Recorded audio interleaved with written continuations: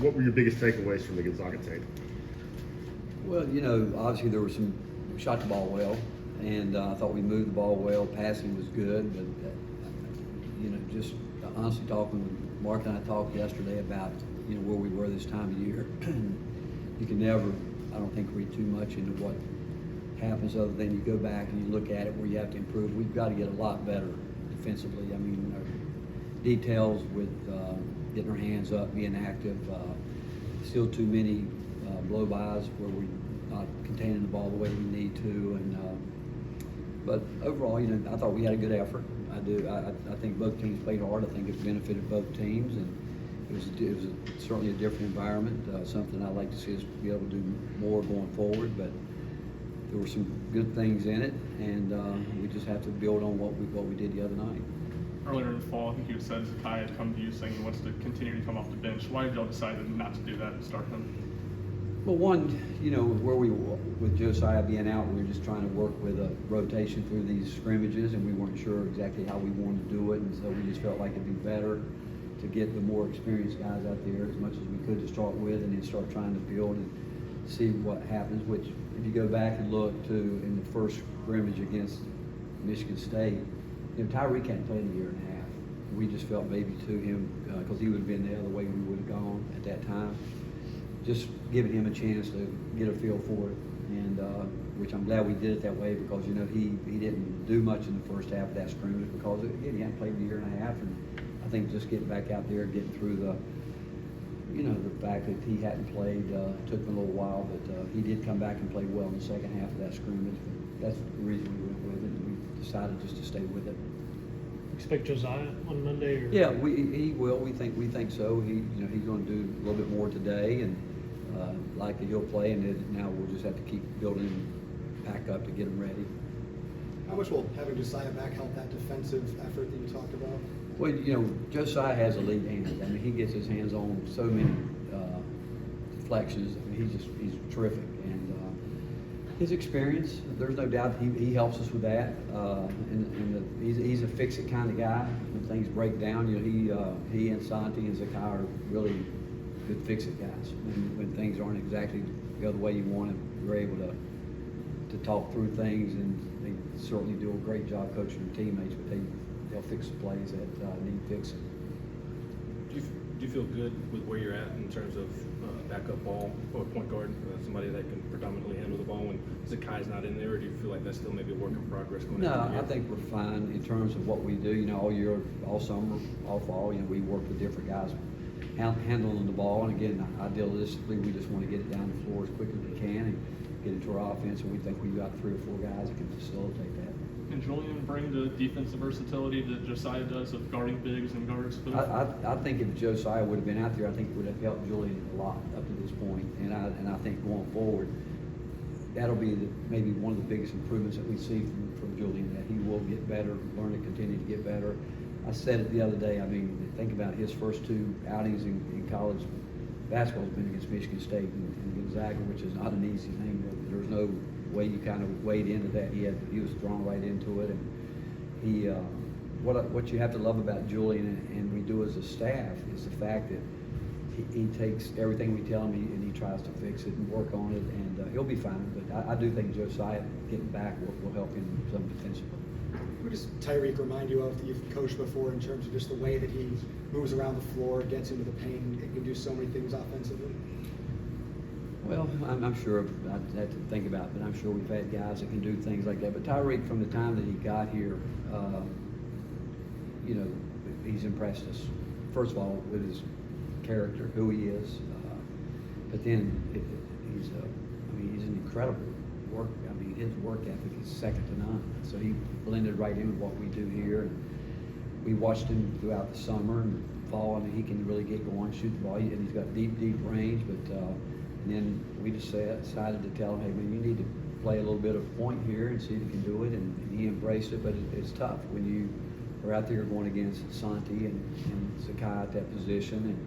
But he embraced it, but we're not surprised because we've seen him do some of the things that he's done, that he did the other night. We've seen him get going in practice where he can really get it going. How much of an adjustment was it for him to be vocal enough at point guard, just based on who he is? He's how not. quiet he is? He's not there yet. He's not there yet in terms of being as vocal as he needs to be. I thought he was really good. The best he was defensively really good against Gonzaga, doing some things that we hadn't seen. But he was flying around and doing some of those fix-it type plays, and more vocal than normal. He that's something he'll continue to get better with. He's going to have to continue to get better with, and again, the more comfortable he gets at understanding exactly what that position calls for, because it is the hardest position on the court to play for us offensively, but he'll get there, and because he's one of those guys. It's all about trying to figure out how can I get better, and you know, he dreams like everyone playing at the highest level, and for him to do that, he knows what he has to do daily to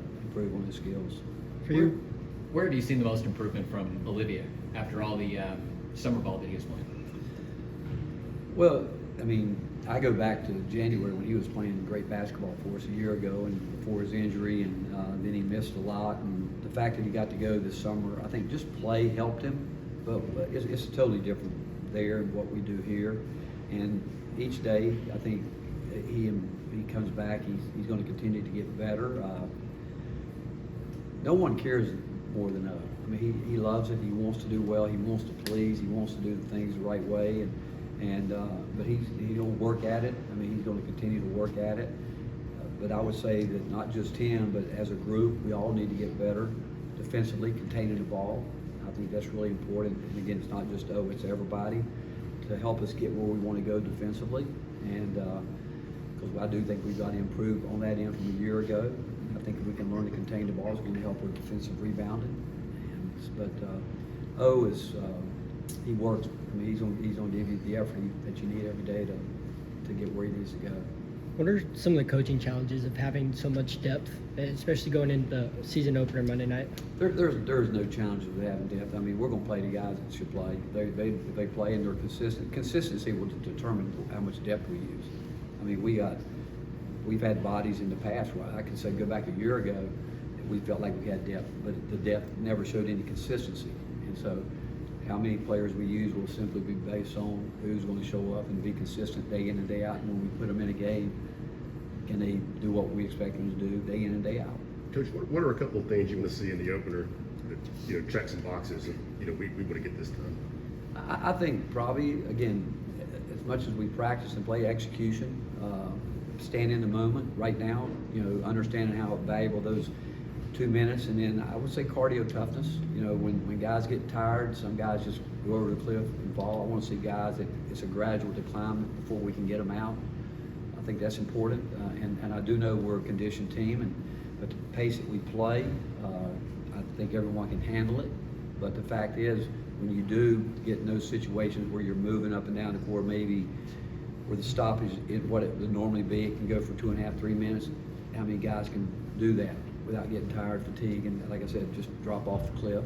So again, cardio toughness is a big part of it. Again, to see how long we can play and sustain what we want to do, and see once we go to the bench and we can maintain it or even take it to another level. That's the one thing that Zakai did for us a year ago. I think you all witnessed when he came in the game, it was just a different level. If he's the starter, we're going to need that from Tyreek, from Jemiah Meshack.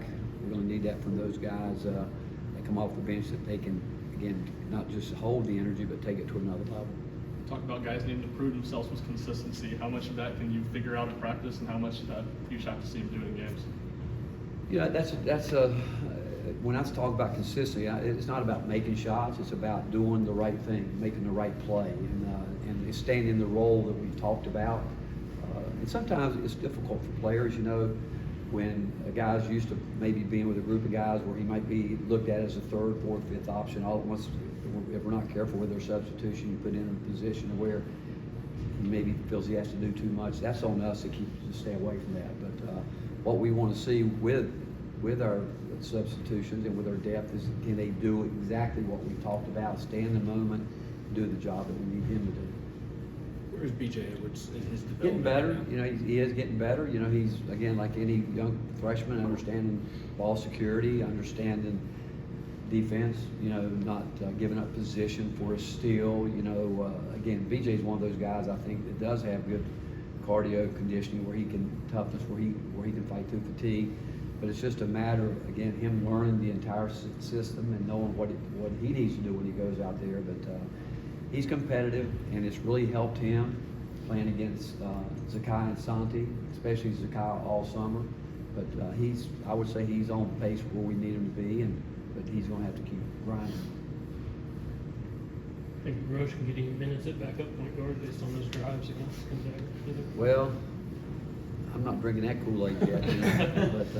but you know, Urosh is a facilitator. He's good out there when he's not too casual with it, and we're using those post guys once we get into our flow game to help facilitate and let our guards start cutting and moving.